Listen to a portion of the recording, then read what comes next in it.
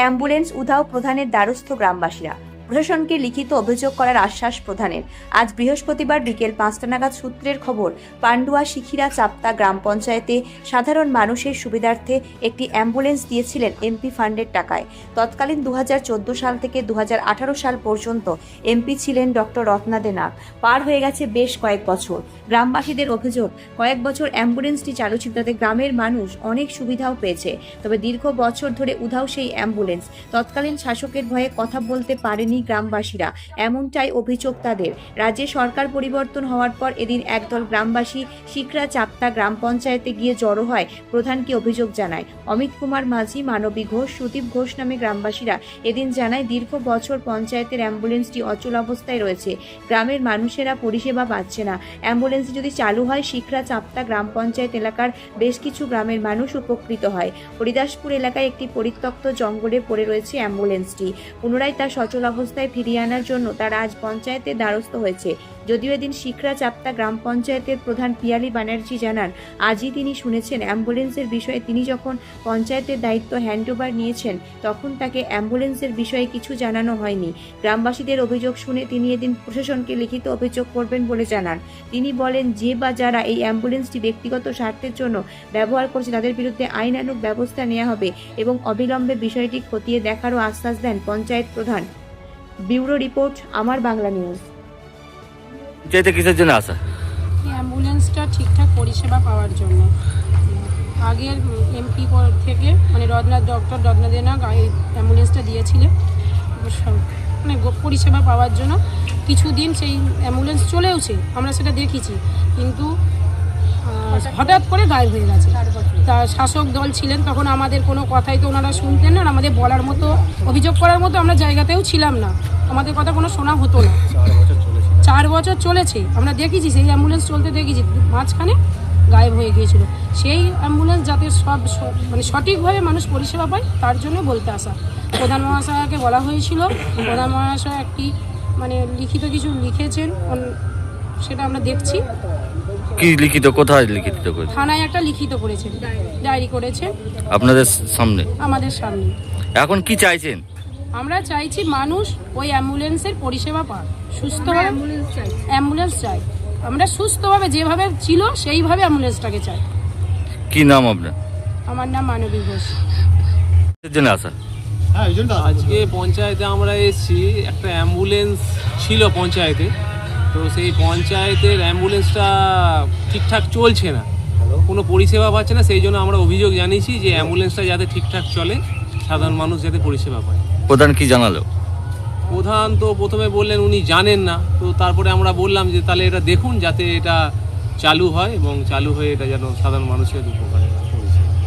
কি জানালো প্রধান শেষের মুহূর্তে? কি জানালো প্রধান? বলল আমি জানাচ্ছি, উনি সম্ভবত এটাকে নিয়ে আবার কোথাও কমপ্লেন করেছেন, থানাতে মনে হয় এটাকে নিয়ে এফআইআর করেছেন।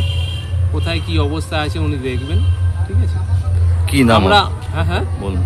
আমরা চাইছি যে যাতে অ্যাম্বুলেন্সটা ঠিকঠাক অবস্থায় চলে, সাধারণ মানুষের যাতে পরিষেবাটা চালু হয়, সেই উদ্দেশ্যে আমাদের আস। এই অ্যাম্বুলেন্সটাকে পঞ্চায়েতেই ছিল? এটা আমাদের এমপি মহাশয়া ডক্টর রত্না দে নাগ দিয়েছিলেন, এটা সরকারি সম্পত্তি। তো আগে চলতো আমরা দেখেছি, তারপর হঠাৎ করে এটা গায়েব হয়ে গেল। তো সেই কারণের জন্য আমরা গ্রামবাসী মানে বৃন্দ থেকে এসে আমরা বললাম যাতে অ্যাম্বুলেন্সটা এটা। কি নাম আপনার? আমার নাম সুদীপ ঘোষ, আমার চাঁপতাতে বাড়ি। লোকজন এসেছিল, সেটা একটা অ্যাম্বুলেন্স নিয়ে অভিযোগ জানাচ্ছে, কি বলবেন এটা নিয়ে? আমি অ্যাম্বুলেন্সের ব্যাপারে কিছু জানতাম না, ওনারা এসছেন। তো এরকম পঞ্চায়েতে একটা অ্যাম্বুলেন্স পড়ে আছে, জানার পরে আমি প্রশাসনকে চিঠি করেছি। আর যারা এতে জড়িত আছে তারা যেন দোষীরা ইয়ে পায়। আর আমি যখন চার্জ হ্যান্ড ওভার করি, তখন কিন্তু আমি অ্যাম্বুলেন্সটা পাইনি। চার্জ হ্যান্ড ওভার যখন আমি প্রধান হয়ে আসি, চার্জ হ্যান্ড ওভার হয়ে অন্য প্রধান যখন আমি চার্জ হ্যান্ড ওভার করে অ্যাম্বুলেন্স চার্জ হ্যান্ড ওভার পাই। এটা কি ওনারা কি লিখিত অভিযোগে জানালো আপনাকে? না, লিখিত অভিযোগে জানায়নি, আমাকে বললি যেহেতু অ্যাম্বুলেন্স একটা সকলের দরকারি জিনিস, আমিও চাই সেই অ্যাম্বুলেন্সটা আসুক পঞ্চায়েতে, কিভাবে উদ্ধার করা যায় বা সেটা পরিচালিত করা যাবে এই ব্যাপারে আমি দেখছি। আর প্রশাসনকে আমি চিঠি করেছি অ্যাম্বুলেন্সের ব্যাপারে কোথায় কি আছে না আছে জানানোর জন্য। যদি এই অ্যাম্বুলেন্সটা কি আপনার আমলে, তার আগে যে প্রধান ছিল তার আমলে কি পঞ্চায়েতে দেওয়া ছিল? আমি দেখুন, আমি অ্যাম্বুলেন্স আছে বলে আমি যেহেতু চার জানি বলে অ্যাম্বুলেন্স পাইনি। আমি আছে কি পেপার আছে আমি জানি না, আমি জানতে পেরেছি, আমি দেখবো কি পেপার আছে। যদি কি নাম হবে? আমি পিএনজি ব্যানার্জি, সেটা সত্যি গ্রাম পঞ্চায়েতে কিসের জন্য আসা? দেখুন, আমরা এই সিকিরা চাঁপটা গ্রাম পঞ্চায়েতের বাসিন্দা। আমরা বিগত সরকার, তৃণমূল সরকার যে চালাচ্ছিল রাজ্যটা, তারা মানে গরু থেকে কয়লা থেকে সবই চুরি করেছে।